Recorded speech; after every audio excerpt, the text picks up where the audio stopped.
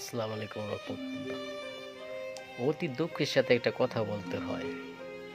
যেমন হর্ষ বিল্লাল ভাই মানুষের কিছু না কিছু উপকার করতেছে,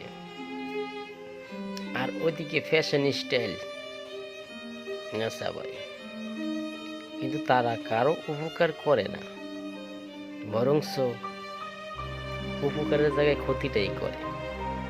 আর তাদের দেমাগ গরিমা অনেক বেশি। এই যে যেমন দুটি কুকুর সংঘর্ষ করে একটি রুটির জন্য, কিন্তু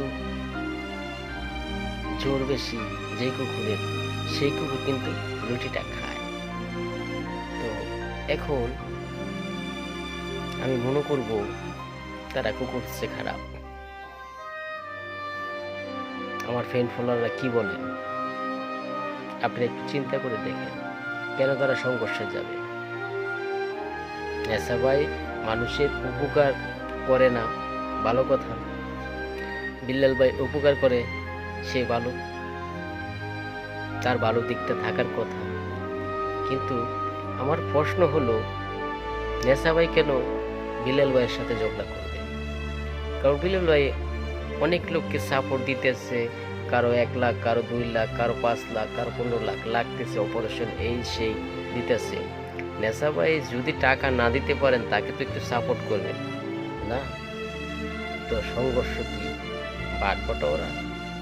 যদি বাট বটরা হয়ে থাকে, তো বিল্লাল ভাইয়ের কাছে বাট বটরা চাওয়ার ক্ষমতা আপনার নাই। কারণ কি জন্য জানেননি? বিল্লাল ভাই বিল্লাল ভাইয়ের জ্ঞান দিয়ে অর্জন করছে, আপনি জ্ঞান দিয়ে আপনি অর্জন করেন। সিংহায় দিলে কিয়ামত হবে।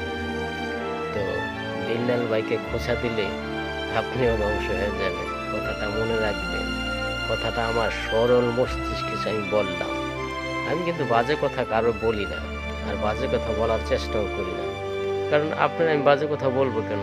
আপনি কি আমার পরেরটা শেখাই ফেলছেন, না আমার টাকা পয়সা নিয়ে গেছেন? কিন্তু নেশা ভাই টিম যারা আছেন, তাদের গরিমার পাহাড় উপরের তোরাই গেছে, আবার নিচে নামতো সময় লাগবে না। অডিয়েন্স যদি একবার থুতু ফেলে, তো আপনাদের মতো নেশা ভাই মানে মাটিতে মিশে যাবেন, কথাটা মনে রাখবেন। বিল্লাল ভাই আপনাকে ধন্যবাদ, আপনার কার্যক্রম আপনি চালিয়ে যান, মানুষ অসহায়দেরকে সাহায্য সহযোগিতা করেন। আপনার জন্য আমি ভিডিও বানাবো ইনশাল্লাহ।